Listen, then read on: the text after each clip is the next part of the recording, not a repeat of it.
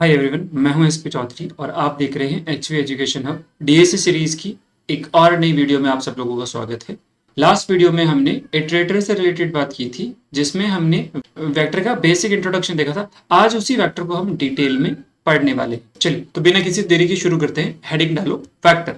चलिए तो वेक्टर की बात करें तो वेक्टर एक डायनेमिक एरे होता है।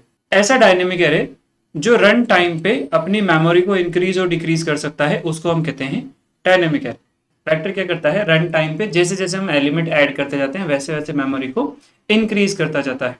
ठीक है, वेक्टर बनाते कैसे हैं इसकी हम बात करें तो देखो, हाँ, इस तरह से सबसे पहले तो हम वेक्टर की हेडर फाइल को इंक्लूड करते हैं, फिर मेन फंक्शन में या कहीं पर भी जहां हमें जरूरत है वहां हम वेक्टर इंट v1 इस तरह से क्रिएट कर लेते हैं। तो v1 एक वेक्टर बन जाएगा। हमें इसमें वैल्यू रखनी हो तो हम लिखते हैं v1 डॉट, एक हमारे पास मेंबर फंक्शन है पुश बैक। मान लो मैंने इसमें 10 रखा तो ये 10 को स्टोर करने के लिए एक मेमोरी क्रिएट करेगा। ठीक है, अगेन एक और वैल्यू रखनी है तो मैंने लिखा v1 डॉट पुश बैक और 20, तो 20 के लिए फिर से मेमोरी बनाएगा और यहाँ पर 20 रख। इसके बाद ऐसे ही मैं बार बार वैल्यू जैसे जैसे ऐड करता जाऊंगा वैसे वैसे ये मेमोरी को इंक्रीज करता जाएगा। जैसे इस बार मैंने 30 रखा तो क्या ये 30 के लिए मेमोरी बनाएगा? हाँ, 30 के लिए, लेकिन इस बार 2 एलिमेंट स्टोर हो इतनी मेमोरी बनेगी। 2 क्यों? क्योंकि अब वेक्टर को लग गया है कि हम फ्रिक्वेंटली डेटा ऐड करते जा रहे हैं, तो वहां पर ये मेमोरी को एक साथ बना करके रखेगा ताकि उसे बार बार मेमोरी क्रिएट करने में टाइम ज्यादा नहीं लगे।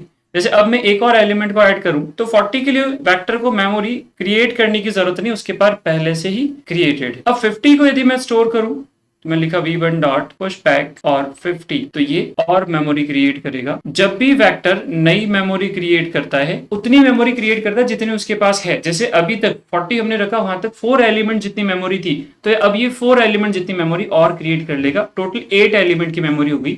8 के बाद जब 9th एलिमेंट हम ऐड करेंगे तो ये 8 मेमोरीज और बना लेगा, ताकि 8 और 8 टोटल 16 मेमोरीज हो जाएगी। तो हर बार मेमोरी को डबल डबल से क्रिएट करता जाता है। जैसे 4 है तो 4 और क्रिएट करके 8 बना देगा, 8 है तो 8 और मेमोरी क्रिएट करके 16 बना देगा, 16 है तो 16 और क्रिएट करके 32 बना देगा। ऐसे ये मेमोरी क्रिएट करता रहता है। ठीक है, अब हमारे पास 2 फंक्शन है। एक है v1 डॉट साइज, ये हमें बताता है कि इसमें कितने एलिमेंट है, टोटल कितने एलिमेंट हमने स्टोर किए हैं 5। और एक आता है कैपेसिटी, v1 डॉट कैपेसिटी लिखूं तो ये बताएगा कि इसके पास टोटल कितने एलिमेंट स्टोर करे इतनी जगह है। तो इसके पास टोटल 8 एलिमेंट स्टोर किए जा सकते हैं, इतनी मेमोरी इसने बना रखी है, तो वो बताता है इसकी कैपेसिटी। समझ में आ गया? अब बात करें कि इसमें इंडेक्सिंग, तो जैसे जैसे हम एलिमेंट ऐड करते जाते हैं इंडेक्स बिल्कुल एरे की जैसी होती है, 1 2 3 4 इस तरह से। अब यहाँ हमें एरे में जैसे हम n को मेंटेन करते थे, हमें n मेंटेन करने की जरूरत नहीं है।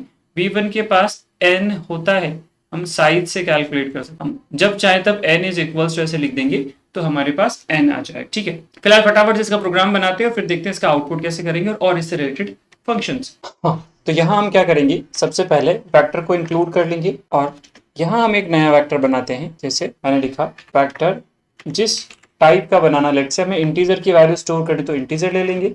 नाम जो रखना चाहो, जैसे मैंने v1 रख दिया तो हम v1 इसका नाम रख। ठीक है, अब इसमें वैल्यू स्टोर करने के लिए हम लिखते हैं v1 डॉट पुश बैक और एक वैल्यू रख देते हैं लेट्स से 10, और ऐसे ही मैं वैल्यू रख दूं 10 20 30 40 एंड 50, कुछ इस तरह से वैल्यू रख। अब यदि मैं यहाँ प्रिंट करूं v1 डॉट साइज, एक तो साइज के लिए, और एक मैं प्रिंट कर दूं v1 डॉट कैपेसिटी, कुछ इस तरह से। लाइन चेंज करने के लिए हमने एंडल लिख दिया। अब रन करते हैं इसको तो देखो साइज कितनी आ गई 5 और कैपेसिटी कितनी आ गई 8। इस तरह से ये काम करेगा, राइट। अब यदि हमें इसकी वैल्यू प्रिंट करनी हो तो हम एक फंक्शन बना देते हैं पॉइंट आउटपुट, और इसमें एक वेक्टर ले लेंगे इंटीजर का v1 या कुछ भी नाम ले लो। यहाँ हम एक लूप चलाते हैं और int i equals to 0, i less than v1 dot size, बिल्कुल एरे के जैसे ही होगा, बस यहाँ n की जगह हमें v1 डॉट साइज ले लेना है। ठीक है, प्रिंट कर देंगे cout v1 of i and last में लाइन चेंज कर देते हैं कुछ इस तरह से। अब मैं यहाँ आउटपुट को कॉल करूं और v1 पास कर दूं as an argument, then run करूं इसे तो 10 20 30 40 50 ये वैल्यूज इसमें है, ये आ जाएगा। ठीक है, अब आउटपुट करने का हमारे पास एक और तरीका है। इसमें इसे कमेंट आउट कर दूं और आउटपुट करने के लिए हम इस बार फॉर ईच लूप यूज करते हैं। इसमें मैंने लिखा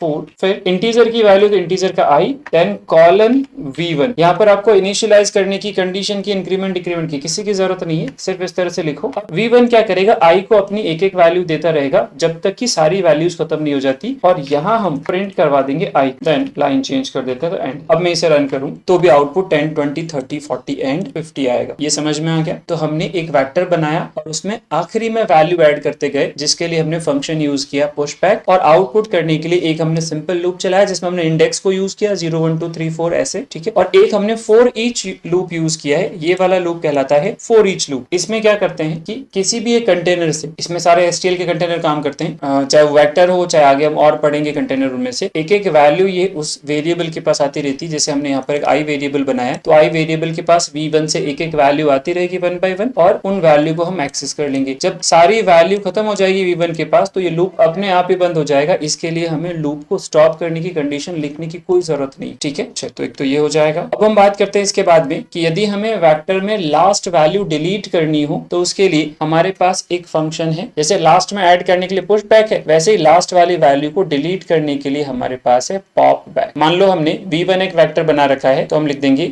v1 डॉट पॉप बैक। तो ये क्या करेगा, आखिरी वैल्यू को डिलीट कर देगा। जैसे अभी हमारे पास 10, 20, 30, 40, 50 है, ये हमने सारी वैल्यूज ऐड कर रखी है। इन्हें हम ऐसे भी ऐड कर सकते हैं। मैं यहाँ इस तरह से लिख दूं v1 इक्वल्स टू और ब्रैकेट में 10, 20, 30, 40, 50 कुछ ऐसे, ठीक है। और मैं साइज कैपेसिटी हटा देता हूँ। अब आउटपुट करूं तो हमारे पास वैल्यू क्या आएगी, 10, 20, 30, 40, 50, यही वैल्यू हमने रखी हुई है कुछ इस तरह से। अब मैं आखिरी वैल्यू यानी 50 को डिलीट करना चाहूँ तो मैंने लिख दिया v1 डॉट पॉप बैक, और अगेन आउटपुट करूं तो देखो डिलीट करने के बाद हमने आउटपुट किया तो आउटपुट में 50 नहीं है 40 तक की वैल्यू। तो आखिरी वैल्यू को डिलीट करने के लिए हम यूज करते हैं पॉप बैक। इसमें लिख लेना डिलीट लास्ट वैल्यू, ठीक है। अब बात करें यदि हमें बीच में कहीं एलिमेंट ऐड करना हो, जैसे लास्ट में एलिमेंट ऐड करना हो तो हम पुश बैक यूज करते हैं, वैसे हमें बीच में या स्टार्टिंग में एलिमेंट ऐड करना हो तो उसके लिए हम एक फंक्शन यूज करते हैं इंसर्ट। इस इंसर्ट फंक्शन को दो आर्ग्यूमेंट चाहिए, एक तो चाहिए पोजीशन और दूसरा चाहिए एलिमेंट। अब एलिमेंट हम जानते हैं कि हम क्या ऐड करना चाह रहे हैं, लेकिन पोजीशन की बात करें तो यहाँ पर उसे एड्रेस चाहिए इटरेटर के फॉर्म में। तो इसके लिए हमारा इटरेटर आना जरूरी है। यदि आपको इटरेटर नहीं आता तो पहले इस वीडियो को यहीं रोको, पिछली वीडियो देखो, पिछली वीडियो मैंने बहुत डिटेल में इटरेटर को समझाया है। यदि आपने वो वीडियो सही से देख लिया तो आपको इटरेटर का कभी भी डाउट नहीं रहने वाला है, ठीक है। तो आप एक बार वो जरूर से देखो, और यदि आपने वो देख लिया तो ये चीजें अच्छे से समझ में आ जाएगी। अब मान लो हमने एक वेक्टर बना रखा है v1, मैं फटाफट से यहाँ पर एक वेक्टर बना देता हूँ। देखो इस वेक्टर में मुझे, जैसे अभी हमने 10, 20, 30, 40, 50 स्टोर कर रखा,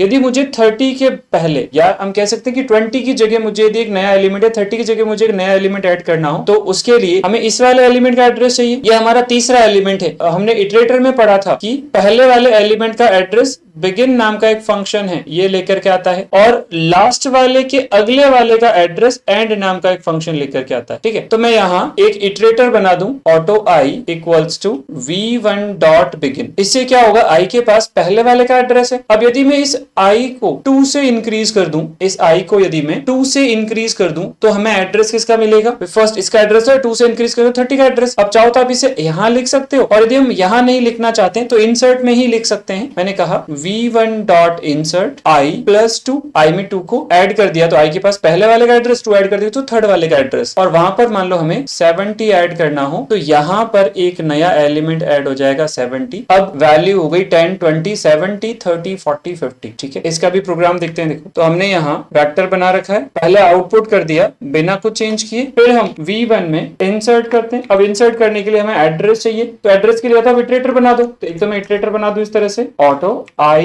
is equals to v1 dot begin, और इसमें हम i में ऐड कर देंगे 2 को, और एलिमेंट के तौर पर मैं ऐड कर देंगे 70। अब मैं आउटपुट करूं v1 को, तो देखो पहले हमारे पास 10, 20, 30, 40, 50, अब 10, 20 थर्ड एलिमेंट पे 70, फिर 30, 40, 50 एलिमेंट आगे शिफ्ट हो जाएंगे, ठीक है। तो ये क्या करता है, ये इस तरह से एक नया एलिमेंट ऐड कर देता है। अब यहाँ पर i से वैल्यू ले रहे हैं, i आया कहां से, v1 डॉट बिगिन से। तो आप चाहो कि भाई हमें i नहीं बनाना है अलग से, तो हम यहाँ पर v1 डॉट बिगिन लिख सकते हैं i की जगह। अब मैं v1 डॉट बिगिन में ऐड कर दूं 2, तो सेम चीज है, i के पास क्या था, बिगिन यानी पहले वाले का एड्रेस, वो हमने डायरेक्ट ले लिया और उसमें 2 ऐड करके 70 ऐड कर दिया, सेम आंसर आए। तो ऐसे हम किसी भी एलिमेंट को ऐड कर सकते हैं। इसके बाद बात करते हैं कि यदि हमें एक एलिमेंट डिलीट करना हो तो क्या करेंगे, तो उसके लिए हम एक फंक्शन यूज लेते हैं इरेज, डिलीट करने के लिए इरेज। इसके लिए हम कुछ इस तरह से लिखते हैं v1 डॉट इरेज, मान लो मुझे थर्ड एलिमेंट डिलीट करना हो तो लिखेंगे v1 डॉट बिगिन, पहले वाले एलिमेंट का एड्रेस और उसमें 2 ऐड कर दो। हमें इरेज फंक्शन में आर्ग्यूमेंट में पास करना होता है लोकेशन, वो भी इटरेटर में, ठीक है। तो देखो इरेज करने के लिए हमने यहाँ पर एक वेक्टर ले रखा है जिसमें 10 20 30 40 50 स्टोर कर रखा है। अब मैं v1 डॉट इरेज कर दूं और लिख दूं v1 डॉट बिगिन और इसमें 2 ऐड कर दूं, तो हमारा थर्ड एलिमेंट जो कि 30 है वो डिलीट हो जाएगा। अब मैं आउटपुट करूं v1 को, तो दूसरे वाले आउटपुट के अंदर 30 नहीं होना चाहिए। देखो कुछ इस तरह से, अब इसमें 30 नहीं है, तो ऐसे हम एलिमेंट्स को डिलीट कर सकते हैं। ये समझ में आ गया। तो इस तरह से हम वेक्टर में देखा कि हम किस तरह से एक वेक्टर क्रिएट करेंगे, उसमें लास्ट में कैसे वैल्यू ऐड करेंगे, लास्ट वाली वैल्यू को डिलीट कैसे करेंगे, बीच में कैसे वैल्यू ऐड करेंगे और बीच वाली वैल्यू को डिलीट कैसे करेंगे। यानी ऐड और डिलीट करने के हमने सारे कॉन्सेप्ट देखे। तो यहां तक किसी को कुछ भी डाउट हो तो फटाफट से कमेंट बॉक्स में लिख दो, नहीं तो आज के लिए इतना ही। मिलते हैं अगले वीडियो में, तब तक के लिए थैंक यू सो मच।